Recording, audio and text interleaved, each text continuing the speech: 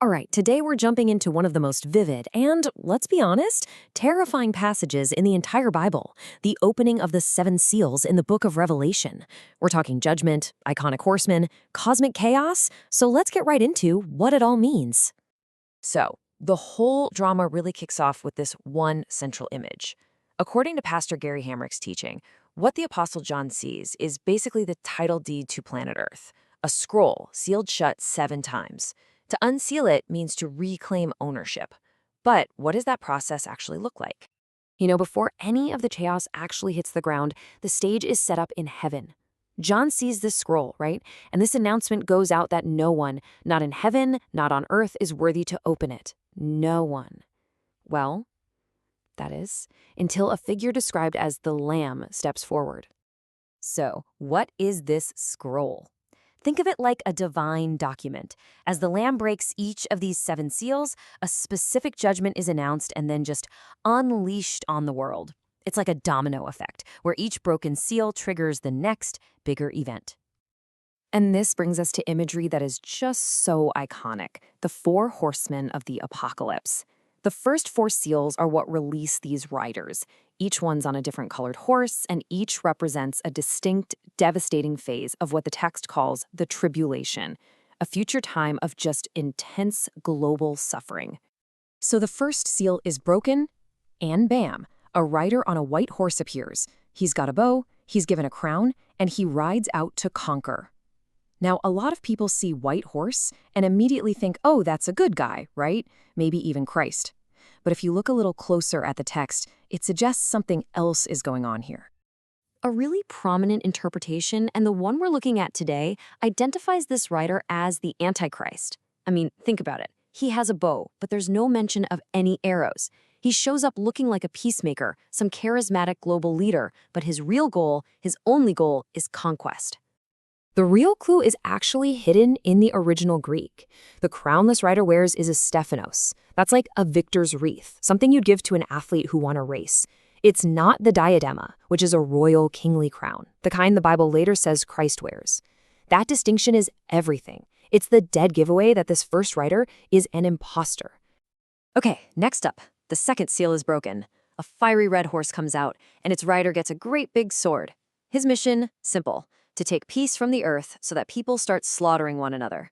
That false peace from the first horseman? Yeah, that's officially over. Global warfare just erupts. Then, the third seal unleashes a rider on a black horse, and he's carrying a pair of scales. Now, these aren't scales of justice. They're for weighing food because of an extreme famine. This horseman, he brings devastating scarcity and a total economic collapse. The text gives us this chillingly specific detail about how bad things get. It says a measure of wheat for a denarius. Now, as Pastor Hamrick explains, a denarius was what a common laborer earned for a full day's work. So just imagine, you work all day long just to earn enough money to buy one single loaf of bread for your family. That's the world this third horseman creates. And then the fourth seal is broken. At this point, any pretense is just gone. A pale, sickly green horse appears, and its rider's name is spelled out for us. It's Death. And trailing right behind him is Hades, the realm of the dead itself.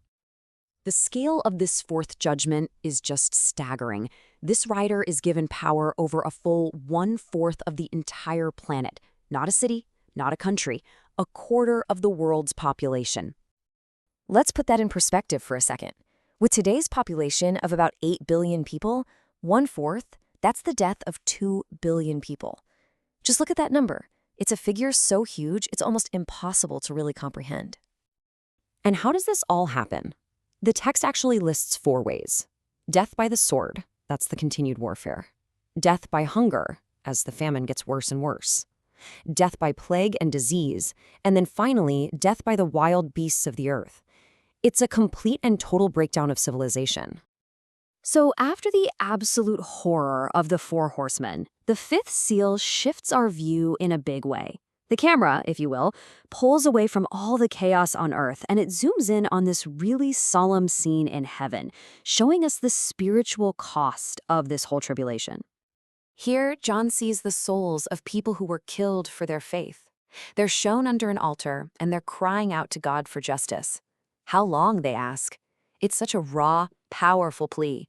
And for the first time, we're seeing the very real, human cost of these judgments, but from heaven's point of view. It's a reminder that these events have devastating consequences for believers on earth. Now, with the sixth seal, things just escalate like you wouldn't believe. If the first four seals were about the collapse of human civilization, the sixth is about the collapse of the natural order itself. The judgments go from earthly disasters to straight-up cosmic upheavals. It kicks off with a massive global earthquake. It's so powerful that the text says every single mountain and every island is literally moved out of its place. The very foundations of the world are shaken apart. Then the chaos just leaps into the heavens. The sun gets blotted out, turning black as sackcloth. The full moon turns the color of blood. Can you even imagine the terror of watching the lights in the sky just change like that? And then, finally, the sky itself just seems to come unraveled. The stars fall to the earth, as the text says, as a fig tree drops its late figs when it is shaken by a mighty wind. This is the complete and terrifying deconstruction of the entire known universe. And how does humanity react? With absolute, paralyzing terror. Every single person, from kings in their palaces to slaves in the fields, they all run and hide in caves. And they cry out for the mountains and rocks to fall on them because they believe that being crushed to death is better than having to face the one who's causing all of this. So you have to ask, what is the point of all this horror? Is it just random destruction? Well, Pastor Hamrick frames it in a different way. This isn't just about punishment. It's supposed to be God's final, desperate, loudest possible wake-up call to a world that has just refused to listen. And that brings everything down to this one fundamental choice. When this judgment comes, everyone faces the exact same decision.